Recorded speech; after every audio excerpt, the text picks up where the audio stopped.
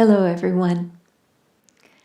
Today, I want to share with you some words of Sri Yukteswar that are very, very dear to me and have meant a lot to me in my life. This is from his book, The Holy Science, which was commissioned by Babaji for Sri Yukteswar to write. And in that book, he talks about the 8 meannesses of the heart. Remember that the primary message of this beautiful book, or one of the main themes of it, is that none of us can advance a single step on the spiritual path without awakening the heart's natural love. We can't advance without that love. So we need to see everything that's happened to us in our lives as preparation, as turning the soil to grow that love in our hearts. I often think that the traumas and the pain and the difficulties that we experience in life happen to us so that we can understand them and help other people through them.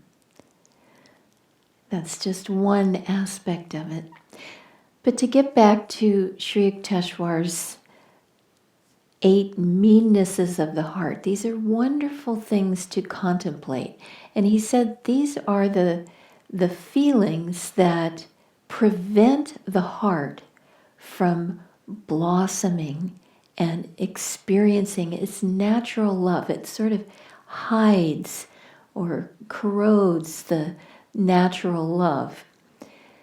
So these meannesses are 8: hatred, fear, shame, grief, condemnation, race, prejudice, pride of family, or as Sri Yukteswar calls it, pride of pedigree, like a dog would have, and a too narrow sense of respectability. So these are very good feelings to be aware of in the heart and to eradicate from our consciousness. These feelings, these emotions, these attachments, these manifestations of ego cloud the soul. We want to get rid of them, to be free in God's light, and to experience the heart unfolding like a lotus, opening up. He also talks about the stages of spiritual evolution in a beautifully simple way that I find very inspiring. And I want to share those with you. These are the stages of the heart. And the first stage is the dark heart. And Sri Yukteswar, I find it very amusing. I don't know if he meant to have it sound this funny, but I just love that he says the dark heart is that state in which the soul, the human being, harbors misunderstandings about everything. There's nothing that is understood properly, which I find sad but amusing. The dark heart is the state in which one harbors misunderstandings about everything. And in that state of ignorance, after a while, after a lot of suffering, eventually the person begins to think, now, I dreamed something that seemed very real, and now I'm awake And this seems very real. So what is the difference between dreams and reality? And that begins to propel the soul towards wanting to know what is true. What is reality? And that's the second stage, the propelled heart. Reminds me of a story of India, a king in India. No, it was a peasant farmer in India. And he dreamed that he was a king. And in his dream, as the king, he had 6 sons. And each of them died of a cobra bite. And this farmer was mulling over this dream as he was out in the field working. And suddenly his wife came running up to him and said, in great distress and crying, she said, "Our only son has died of a cobra bite." And the farmer made no reaction. And his wife said, "What's the matter with you? Don't you understand what I'm saying?" And the farmer said, "I'm trying to understand whether I am in reality here, understanding that my son has died of a cobra bite, my beloved only son, or am I like the dream I had last night, really a king, and I've lost 6 sons to cobra bites?" What is the nature of dream reality versus this waking reality?